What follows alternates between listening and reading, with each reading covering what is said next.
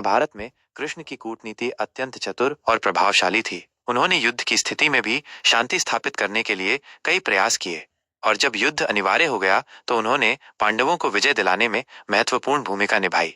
कृष्ण की कूटनीति की कुछ प्रमुख विशेषताएं हैं। शांति का प्रयास। कृष्ण ने युद्ध से पहले कई बार शांति स्थापित करने का प्रयास किया। उन्होंने दुर्योधन से कई बार बातचीत की और उन्हें न्याय करने के लिए राजी करने की कोशिश की। कूटनीतिक कौशल। कृष्ण एक कुशल कूटनीतिज्ञ थे।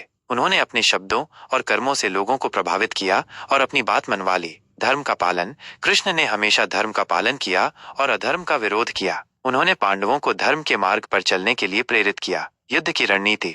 जब युद्ध अनिवार्य हो गया तो कृष्ण ने पांडवों को युद्ध की रणनीति बताई और उन्हें विजय दिलाने में महत्वपूर्ण भूमिका निभाई। कृष्ण की कूटनीति के कुछ प्रमुख उदाहरण हैं।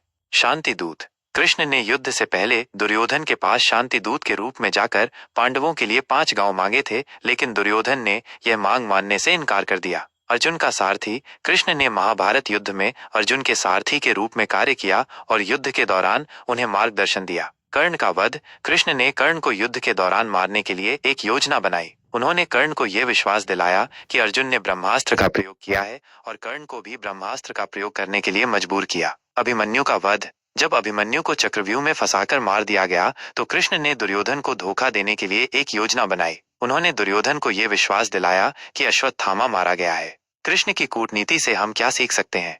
शांति का महत्व।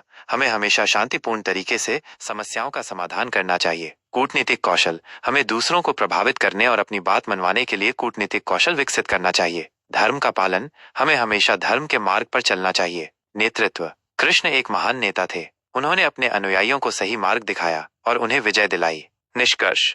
महाभारत में कृष्ण की कूटनीति एक आदर्श उदाहरण है। उन्होंने अपनी बुद्धि और कौशल से कई कठिन परिस्थितियों से निपटा और पांडवों को विजय दिलाई। हम सभी को कृष्ण की कूटनीति से प्रेरणा लेनी चाहिए और अपने जीवन में इसका अनुसरण करना चाहिए।